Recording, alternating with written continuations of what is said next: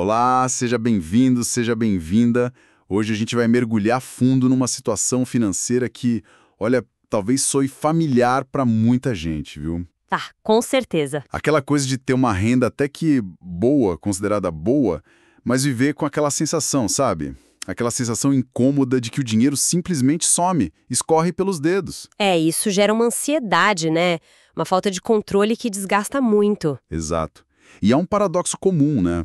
A pessoa trabalha, gera receita, mas não sente aquela segurança que, poxa, essa receita deveria trazer. Pois é, e para a gente entender como lidar com isso na prática, hoje vamos analisar um atendimento real. Foi conduzido pelo planejador e especialista Admilson Longo, lá do cuidadofinanceiro.com.br. Ah, legal. E ele aplica uma metodologia bem interessante, que ele chama de Medicina Financeira, TM. Medicina financeira. Gostei do nome. Mas, ó, um ponto importante aqui, né? O caso que a gente vai discutir é real sim, mas foi totalmente anonimizado. Sim, fundamental. É para proteger a privacidade de quem foi atendido. O nosso objetivo aqui é puramente educativo, é tirar lições valiosas disso. Perfeito. Não é de jeito nenhum uma recomendação de investimento ou uma fórmula mágica, tá, pessoal? Exatamente. Cada jornada financeira é muito única. O foco é no aprendizado, né? O que a gente pode tirar desse processo todo. E a nossa missão hoje, então, é investigar como a estrutura da vida financeira, sabe, a forma como o dinheiro circula, pode ser mais decisiva para a tranquilidade do que só o valor que entra na conta. Olha, que interessante isso. A estrutura. É. Vamos explorar como um ajuste nessa estrutura pode fazer toda a diferença. Ok, então, vamos lá. Vamos desvendar isso. Vamos lá. Então, para começar, vamos pintar o quadro aqui. Imagina uma profissional autônoma, da área da saúde. Certo. Uma pessoa com uma renda média mensal que, olha, muita gente consideraria confortável. Algo ali na faixa de R$6.000 a R$7.000 por mês. Uma boa renda, sim. Mas, apesar disso, a realidade dela era outra. Era um ciclo constante de sufoco, sabe? Dependendo direto do limite do cheque especial, Nossa. que girava ali em torno de uns R$1.100, mais ou menos. A percepção dela era muito clara. Ela sentia que não via o fruto completo do trabalho dela. Entendo. Esse é o ponto de partida, né? E aí, aplicando os princípios da medicina financeira, a metodologia do Admilson Longo, o diagnóstico foi além do sintoma óbvio, que era, claro, o uso do cheque especial. O problema fundamental não era o volume de dinheiro que entrava. Não era a quantidade, então. Não era a quantidade em si, mas sim o fluxo. O X da questão era como essa renda chegava para ela. Era totalmente fragmentada. Fragmentada. Como assim? Explica um pouco melhor isso. Então, ela recebia pagamentos diários, sabe, e parciais da clínica onde ela prestava serviço. Diários. Imagina assim, uma parte do valor de um procedimento que ela fazia era pago no dia, isso se houvesse dinheiro em caixa na clínica naquele momento específico. Ah, entendi. Condicional ainda. Exato. E o restante ficava para ser acertado só quinzenalmente. Essa dinâmica criava uma imprevisibilidade e um descompasso, enormes. Nossa, consigo imaginar. Porque as contas têm data fixa para vencer, né? Aluguel, parcela do carro, os boletos. Sim, tudo com a data marcada. Mas a receita entrava assim, de forma pingada, sem dia certo, em valores quebrados. Isso deve gerar uma tensão constante, meu Deus. Exatamente.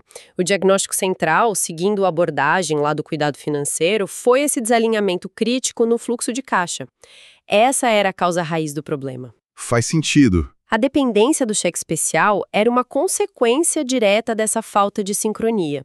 E claro, né, usar cheque especial significa pagar juros. Que não são baixos. De jeito nenhum. E isso corrói a renda, amplifica essa sensação de impotência, de estar sempre correndo atrás da máquina, sabe? Sim, aquela sensação de nunca sair do vermelho de verdade. E essa falta de controle se manifestava de outras formas também, né? Não era só o cheque especial, eu imagino. Sim, sim. Havia também uma dificuldade em enxergar com clareza os gastos variáveis. Um exemplo bem interessante que surgiu lá no atendimento foi a percepção sobre a fatura do cartão de crédito. Ah, o cartão de crédito. Pois é, ela via a fatura como uma despesa única, um bloco só, sabe? Digamos de R$1.100 a R$1.800. Não existia o hábito de decompor essa fatura, de entender as dezenas de pequenas decisões de compra que formaram aquele valor ao longo do mês. Nossa, isso dificulta muito saber para onde o dinheiro está indo de verdade, né? Demais. A fatura acaba virando um monstro mensal, mas na verdade ela é feita de vários pequenos gastos somados. É a soma dos pouquinhos. E além disso tudo, tinha outro elemento ali, um ruído financeiro, uma questão mais antiga que ainda pesava, não é? Correto. Existia uma dívida antiga com o banco digital. Ela começou com um valor relativamente pequeno, talvez uns 400, 500 reais, algo assim. Certo. Mas com o passar do tempo, acho que uns 3 anos, e a incidência de juros sobre juros, Aí complica. essa dívida acabou se tornando uma preocupação adicional. Um fator constante de estresse, sabe? Mesmo que não fosse o problema principal do fluxo de caixa ali do dia a dia, era mais uma ponta solta que ficava gerando ansiedade. Entendi. Então o cenário era complexo. Uma renda boa, mas que entrava toda picada, dependência do cheque especial por causa desse desalinhamento de fluxo, falta de clareza nos gastos variáveis, especialmente no cartão, e ainda uma dívida antiga ali fazendo barulho. Exato. Um combo que realmente tira a paz de qualquer um. Com certeza. E diante desse diagnóstico tão detalhado, qual foi a estratégia? Qual foi, assim, a virada de chave proposta pelo Admilson Longo lá no atendimento do cuidado financeiro? Bom, o plano de tratamento, usando a analogia da medicina financeira TEM, focou exatamente na causa raiz, a desorganização do fluxo de dinheiro. Atacar a causa, não só o sintoma. Perfeito. A estratégia central foi criar de forma artificial mesmo e deliberada o controle e a previsibilidade que o modelo de recebimento dela não oferecia.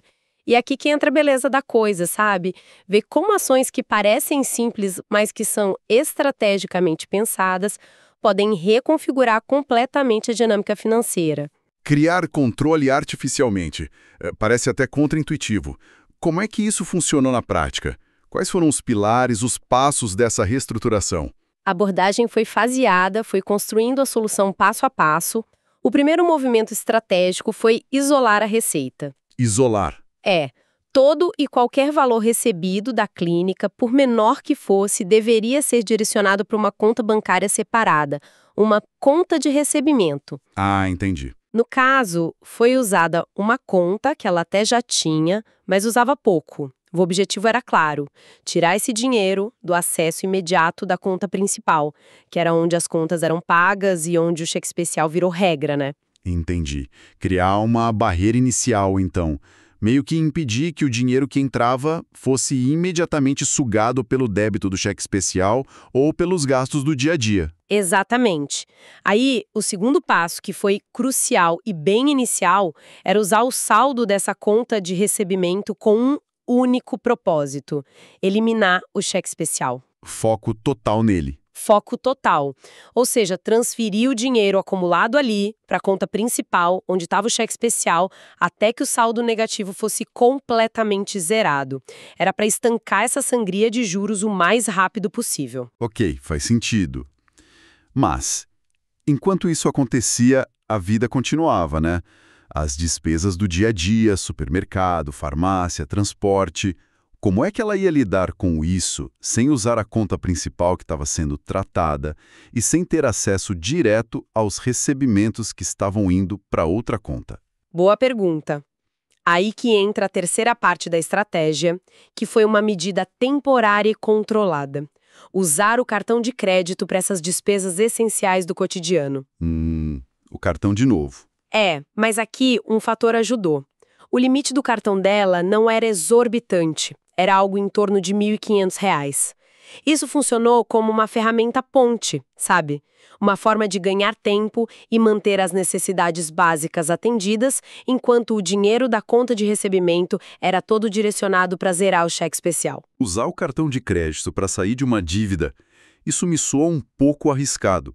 Não tinha o perigo de simplesmente trocar a dívida do cheque especial por uma nova dívida, no cartão que também tem juros altíssimos? Esse é um ponto de atenção fundamental e foi muito, muito enfatizado no atendimento. O uso do cartão era estritamente tático, temporário e exigia um controle rigoroso para não criar um problema novo lá na frente. Entendi. A ideia não era gastar mais, de jeito nenhum, mas sim direcionar os gastos essenciais, aqueles inevitáveis, para o cartão por um período curto, só enquanto o cheque especial era quitado. Era preciso ter muita clareza sobre isso, e foi nesse contexto que o Admilson trouxe um insight importante sobre a percepção do cartão. Ah, é? Qual foi a reflexão que ele trouxe? Insight do Admilson: você não gasta R$ 1.100 com cartão, você paga a fatura que você gastou em outras coisas, para você começar a entender aonde vai o seu dinheiro também. Perfeito. Isso reforça totalmente aquela ideia que a gente comentou antes. O cartão é só o veículo, né? Não é o destino final do dinheiro.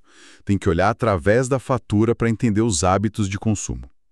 Esse lembrete deve ter sido crucial para ela conseguir usar o cartão de forma consciente nessa fase. Sem dúvida nenhuma. Aí, uma vez zerado o cheque especial, que é um marco importante, tira um peso psicológico enorme, né? Imagino. A estratégia mudava para a quarta fase: estabelecer um fluxo controlado de pagamentos. Os recebimentos continuariam caindo lá na conta separada, na conta de recebimentos, mas agora, em vez de quitar o cheque especial, seriam feitas transferências programadas para a conta principal. Ah, agora sim. 5,25 do mês. E transferir apenas o valor necessário para cobrir as contas que tinham vencimento próximo daquelas datas. Ah, isso sim começa a criar uma sensação de ordem, né? Uma previsibilidade que não existia antes, mesmo com a renda ainda chegando de forma irregular lá na conta de recebimento. Exato! E para solidificar ainda mais essa previsibilidade, veio o quinto passo: alinhar os vencimentos das contas fixas.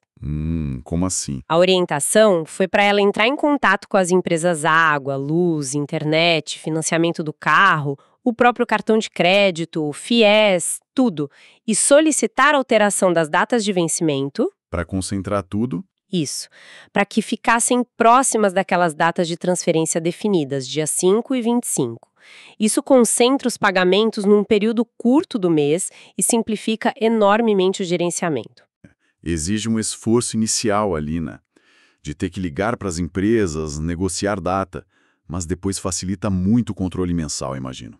E o dinheiro que, eventualmente, sobrasse lá na conta de recebimento, depois dessas transferências programadas para pagar as contas. O que acontecia com ele?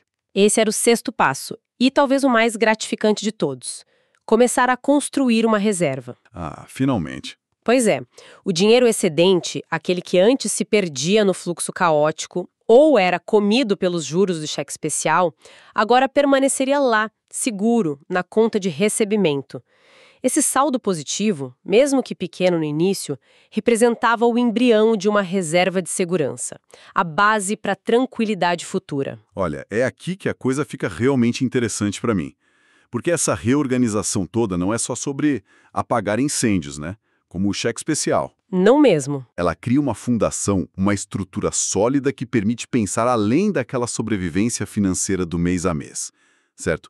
Como que a profissional conseguiu, a partir daí, se enxergar de outra forma e começar a planejar o futuro? Precisamente.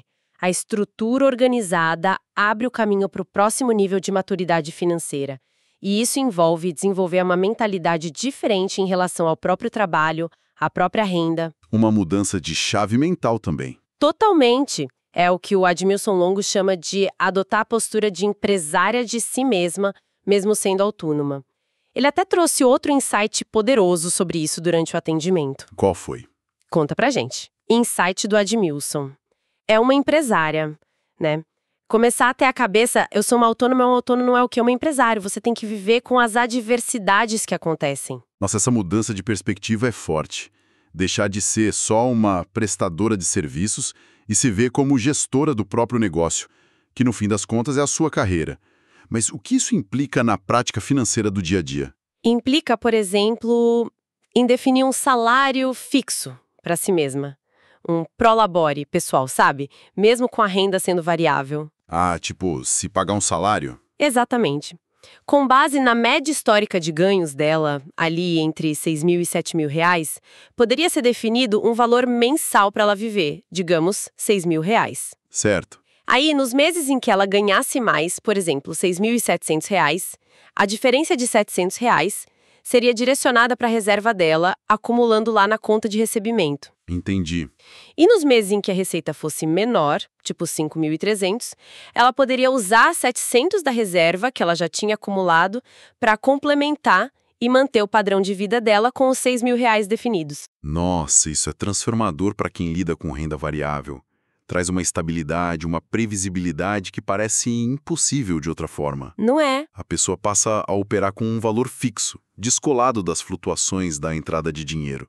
Amortece os altos e baixos. Fantástico. Exatamente. E essa estabilidade, aliada ao fluxo de caixa agora organizado e a uma reserva em construção, é o que permite, finalmente, planejar objetivos de longo prazo. Os sonhos maiores. Isso. No caso dessa profissional, começaram a surgir conversas sobre sonhos maiores, como a compra da casa própria, talvez um imóvel ali na faixa de R$ 400 mil, ou até a possibilidade futura de investir para se tornar sócia de uma clínica, um projeto que ela estimava em torno de R$ 100 mil. Uau! Esses objetivos deixam de ser só desejos distantes, sabe? E passam a ter um caminho concreto, ainda que longo, para serem planejados e, quem sabe, alcançados. A estrutura que foi criada é que abre essa possibilidade. Faz todo sentido. A organização abre a porta para o planejamento. E aquela dívida antiga com o banco digital que a gente mencionou lá no começo como um fator de estresse adicional. Como é que essa questão foi abordada dentro desse plano maior de organização? Assim, a orientação do cuidado financeiro foi bem pragmática, bem focada em resolver essa pendência que gerava ruído mental, sabe? Uhum. A estratégia foi a seguinte: quando o banco entrasse em contato para cobrar o que já estava acontecendo, era para ela adotar uma postura firme e assertiva na negociação. Firme como? Primeiro, reconhecer a existência da dívida original, sim, mas contestar o valor atualizado. Questionar o valor inflado por juros que eram possivelmente abusivos depois de tanto tempo. Entendi. Ou seja, não negar a origem da dívida, mas questionar fortemente o montante que estava sendo cobrado. Aquela postura de, ok, devo, não nego, mas esse valor aqui está errado. Exatamente isso. E, de forma proativa, apresentar uma oferta de quitação baixa, porém realista dentro das possibilidades financeiras dela naquele momento. Algo na linha de R$ 500, por exemplo. Uma oferta bem abaixo do valor cobrado, provavelmente. Sim, mas a instrução foi clara. Manter essa oferta, não ceder a propostas de parcelamento mirabolantes que comprometessem o orçamento que estava recém-organizado. E ser persistente. Persistente. Isso. A lógica é que, para dívidas mais antigas, que o banco muitas vezes já até provisionou como perda, eles frequentemente preferem aceitar um valor menor para encerrar o caso do que continuar sem receber nada. O fundamental era demonstrar a disposição em resolver, mas dentro de condições justas e principalmente viáveis para ela. Uma abordagem bem direcionada, então, para eliminar uma fonte de preocupação e limpar o nome, mas sem comprometer a nova estrutura financeira que estava sendo construída. Muito bom. Exato. Olha, olhando para todo esse processo, desde o diagnóstico da renda fragmentada até a estratégia de fluxo, passando pela mudança de mentalidade para a empresária e a negociação da dívida, o que tudo isso significa em termos de aprendizado? Qual é a grande lição que a gente pode tirar desse caso analisado pelo cuidado financeiro com a metodologia medicina financeira? Olha, acho que a lição central que este caso ilustra, assim, de maneira exemplar, é que a saúde financeira, muitas vezes, está menos relacionada a quanto dinheiro se ganha. E muito mais a como esse dinheiro é gerenciado. A organização, o controle e, principalmente, a clareza sobre o fluxo de caixa são pilares essenciais, especialmente para quem não tem aquela previsibilidade de um salário fixo caindo na conta todo mês, né? É a diferença fundamental entre ser controlado pelo dinheiro e assumir o controle sobre ele, né? Mesmo em circunstâncias que parecem desafiadoras, como essa da renda variável e fragmentada. Precisamente. Este caso demonstra muito bem a aplicação prática daqueles pilares da medicina financeira do Admilson Longo. Entender profundamente a história e a dinâmica financeira da pessoa, que é a anamnese. Certo. Identificar a causa raiz dos problemas, não só os sintomas visíveis como o cheque especial, que é o diagnóstico, implementar um plano de ação claro, personalizado e, importante, factível, o tratamento. Sim. E, finalmente, construir sistemas e hábitos que promovam a saúde financeira de forma sustentável a longo prazo, que é a prevenção. E fica muito evidente como intervenções que podem parecer pequenas, usar contas separadas, mudar umas datas de vencimento, definir um salário, na verdade, são mudanças estruturais com um impacto psicológico e prático gigantesco. Sem dúvida. O alívio de conseguir ver o saldo positivo no fim do mês, a segurança de saber que as contas estão programadas para serem pagas, a possibilidade real de começar a poupar. Tudo isso nasce de criar um sistema que funcione a favor da pessoa, adaptado à realidade específica dela. Não é a receita de bolo, né? De jeito nenhum. Não se trata de uma fórmula única para todo mundo, mas sim de aplicar princípios de organização e controle de forma inteligente. É sobre redesenhar a rota do dinheiro para que ele sirva aos objetivos da pessoa e não o contrário. Um exemplo muito, muito claro de como uma abordagem focada nas causas, na estrutura, no fluxo, pode realmente transformar a relação de uma pessoa com as finanças dela e, muitas vezes, como você disse, antes mesmo de qualquer aumento na renda. É sobre retomar o leme, né? Exato. A organização, como você mencionou antes, muitas vezes precede a prosperidade. É um fundamento indispensável. É como construir a casa sobre a rocha, sabe? E não sobre a areia movediça da desorganização. Boa analogia. E isso nos leva a uma reflexão final interessante para quem está nos ouvindo agora. Como será que a forma como o nosso dinheiro chega até nós, seja um salário fixo certinho, comissão, pagamentos diários como nesse caso, renda de projetos freelance, como será que isso molda as nossas decisões financeiras? Talvez de formas que a gente nem tenha consciência, né? É uma ótima pergunta. E que pequeno ajuste na estrutura, sabe? Na rota que o dinheiro faz antes da gente gastar, que pequeno ajuste poderia trazer mais clareza, mais controle e, principalmente, mais tranquilidade para a nossa própria vida financeira. É uma pergunta poderosa mesmo, para uma autoavaliação. E olha, se alguma das situações que a gente discutiu hoje, essa sensação de que o dinheiro some, a dependência de limite de crédito, a dificuldade em lidar com renda variável, o estresse com dívida, se algo disso ressoou com a sua realidade, talvez seja o momento de buscar uma orientação especializada. A metodologia, a medicina financeira, que é aplicada pelo Admilson Longo lá no Cuidado Financeiro, foi desenhada justamente para isso, para diagnosticar as causas profundas e construir um plano personalizado para uma vida financeira mais saudável. Com certeza. A transformação financeira começa com essa decisão, né, de querer entender e organizar. Para quem se interessou e quer saber mais sobre como o cuidado financeiro pode auxiliar nessa jornada, o caminho é acessar cuidadofinanceiro.com.br. Lá dá para agendar uma conversa inicial. Isso mesmo, o site é cuidadofinanceiro.com.br. Vale muito a pena conhecer e considerar dar esse primeiro passo em busca de maior controle e tranquilidade financeira.